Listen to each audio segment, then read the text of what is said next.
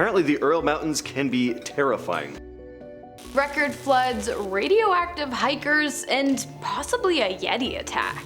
Well, let's start with some recent news from the Ural Mountains. April of 2024 saw record high flooding in Russia's Ural Mountains. Thousands of people needed to be evacuated. The flooding from melting snow was the highest it had been in decades. The Ural River, Europe's third longest, surged, reaching a dam near Orsk in the Orenburg region, leading to a state of emergency. Authorities issued urgent evacuation orders, with the mayor of Orenburg, Sergei Salman, stating that, quote, absolutely everyone who is in the flood zone needs to leave their homes. Do not delay the evacuation. The situation will only get worse in the next 2 days. And it did. Over 10,400 homes across Russia were flooded, severely affecting regions like the Urals, Siberia, Volga, and central areas. People were hiking neck deep in floodwater, and the streets were just completely submerged. Boats needed to be used for transportation. Hikers turning up dead in the middle of the mountains is one thing, but when they turn up dead and radioactive, it's a whole other thing. In February of 1959, a group of 9 experienced hikers went up into the Ural Mountains to hike Dyatlov Pass. They never returned. When authorities went out to look for the missing men, they were greeted with a grisly scene. The first thing they came across was the hikers' tent, which appeared to have been ripped from the inside. Next, they found shoe prints, sock prints, and even bare footprints in the snow, leading away from the campsite where the hikers would have stayed. Considering the cold temperatures in the Ural Mountains in February, this was strange to say the least. Rescuers followed the prints to find the bodies of 2 of the missing men, and in the months that followed, the remaining 9 were also found. At first, it was assumed that the group had died of hypothermia, although why they would have stripped down in the freezing cold was beyond the scope of understanding. However, the theory was quickly disproved when an autopsy report showed that one of the 9 bodies had signs of blunt force, another had 3rd-degree burns, one had thrown up BLOOD, and one was straight up missing a tongue. Not to mention, many of the men's clothes were tested and confirmed to be literally radioactive. You wanna know how this happened? Me too, along with most of Russia, but unfortunately for right now, we really have no way of knowing how these 9 hikers met their gruesome end in such an incredibly bizarre way. One of the most jaw-dropping discoveries in the Ural Mountains are the megaliths, specifically the ones on Vera Island. They date back to the Neolithic period around 5000 to 3300 BC. You have megalith number 1, megalith number 2, number 3, Vera Island 9, and Vera Island 4. Megalith number 1, though, is the biggest, measuring a hefty 52.5 by 29.5 feet, carved right into the bedrock and capped with massive stones. And it's got a pretty impressive layout. It's a long entrance, a central hall, 2 chambers, a connecting corridor. There are windows and sculptures featuring bulls and wolves. As for what it was built for, a lot of archaeologists think it might have been a temple back in the day. No one really knows who built these megaliths, how they managed it, and exactly what they were for. They stretch across a vast area too, which means different groups might have built them for different reasons. Sure, megalith number 1 seems like it may have been used for religious practices, but the others don't show a lot, if any, signs of being used for worship or rituals. So, pretty puzzling. What's better than 2.5 men? 7 strong men. Massive megaliths surrounding the northern side of the Ural Mountains, known as one of the 7 wonders of Russia. The structures are massive, measuring in at over 30 to 42 meters, 137 feet. They are top-heavy and extremely confusing because it appears as though these 7 gigantic structures quite literally defy the laws of physics, which of course begs the question of how these upright structures were erected in the first place. There are 2 explanations, and while one is not exactly scientific, I will share it with you anyways. Locals in the area believe that 6 Samoyed giants living in ancient times were traveling through the mountains in an effort to reach Siberia, so that they could fight and destroy the Mansi people. However, while making their way across the landscape, they ran into a shaman who turned them to stone. The same shaman was later turned into a stone himself. If you look at the formation, you will notice that 6 of these strong men are huddled together, while the 7th sits sits apart facing them. It is believed that the seventh stone is the shaman watching over the giants. Scientists, on the other hand, believe something else. That 2 million years ago there were high mountains where the stone pillars now stand, and that over the years the soft rock of the mountains was destroyed, leaving behind the massive pillars. But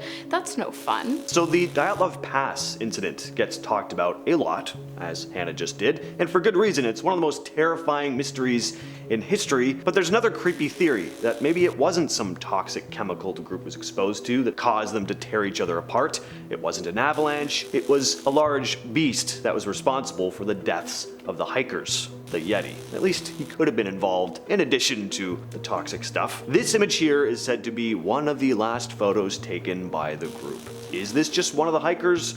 Or is this someone or something that was stalking them? Just for a little context, back in 1959, a group of 9 hikers mysteriously died in the Ural Mountains. They were found in strange circumstances, their tents torn up on the inside, some were found nearly naked in the freezing cold. They looked like they died violently. As Hannah said, one was even missing a tongue. The scene looked like something completely savage had ransacked their campsite. So I don't know, I find the avalanche theory pretty weak given the state these poor people were in. Everything just points to something more deliberate, and it's not like there have never been reports of a hairy Bigfoot looking creature in those parts, so I don't know. Could be possible. Ancient technology from hundreds of thousands of years ago, coupled with fireballs lighting up the sky and cigar-shaped UFOs, make for a pretty complex mystery, and of course some pretty good content for extraterrestrial enthusiasts. In 1991, geologists exploring the Ural Mountains discovered some pretty interesting nanostructures after digging 30 feet down into the earth. Minuscule metal coils and springs were extracted from soil that had remained untouched for centuries prior, leading scientists to wonder, where the hell did they come from? I mean, some of the fragments are as small as 1/10,000th of an inch, and the incredibly precise shape of the fragments has led scientists to believe that they had to have been manufactured. Not only that, but the smallest pieces were tested to reveal that they had been made of tungsten,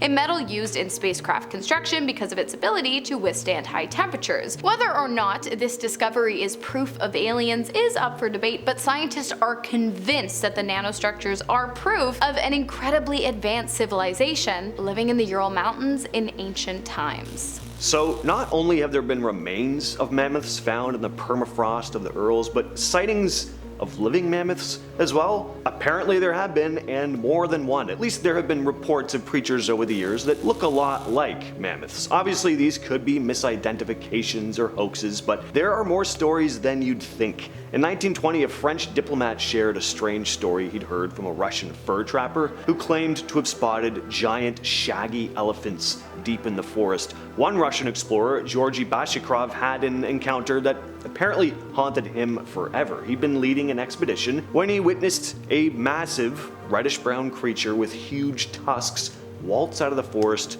wade into a river, and then vanish. There are also stories of Soviet aircraft crews claiming to have spotted mammoth-like creatures from the sky in 1948. Then in 1978, geologists said they saw what looked to be a dozen mammoths calmly drinking from a river before disappearing into the woods. But what about solid evidence? Well, there were massive footprints found in Chukotka in 1948. They measured 27 inches wide and 20 inches long, way bigger than any known animal tracks in the area. They were found with trees smashed high above the ground, as if something mammoth-sized had passed through. An abstract stone image carved into the grasslands of the Ural Mountains that might just predate the famous Nazca Lines by thousands of years has led scientists to wonder why, and also how. The shape appears to depict an elk with an elongated muzzle, 2 antlers and 4 legs, and possibly a tail. The animal is about 275 meters, 900 feet long, the equivalent of 2 American football fields. It also would have been visible to ancient tribes from a nearby ridge located north of the structure. At one time, the stones depicting the animal also would have appeared white and shiny, but their contrast has dampened over the years due to the fact that they are now covered with a thick layer of soil. Researchers believe the image is likely the product of the Ural's rich megalithic culture, as the mountains are literally littered with massive structures from the north all the way to the south. Investigations regarding the significance of the image, however, are still ongoing, so if we find out anything interesting, stay tuned for that. One of the coolest caves in the Ural Mountains is Kapova. Not only are there cave paintings from the last ice age here, but the late Paleolithic era as well,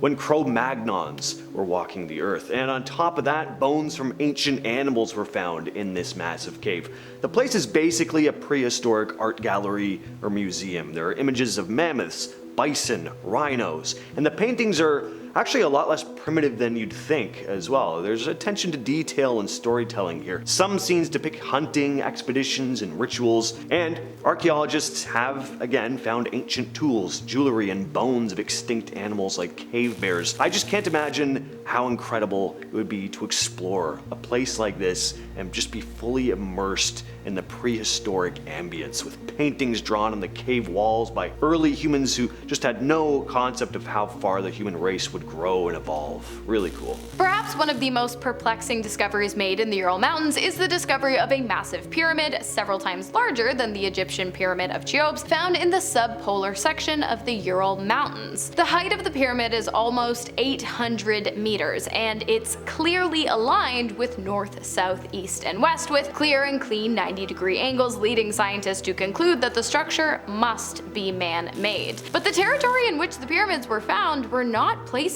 where ancient civilizations would have lived, but rather the area would have been used solely for ritualistic practices, making the find all the more fascinating and also incredibly mysterious, because I'm wondering, what were they worshipping? If we follow classic pyramid theories, it's probably aliens. Alright, that's been us. We will catch you in the next one. Cheers, guys.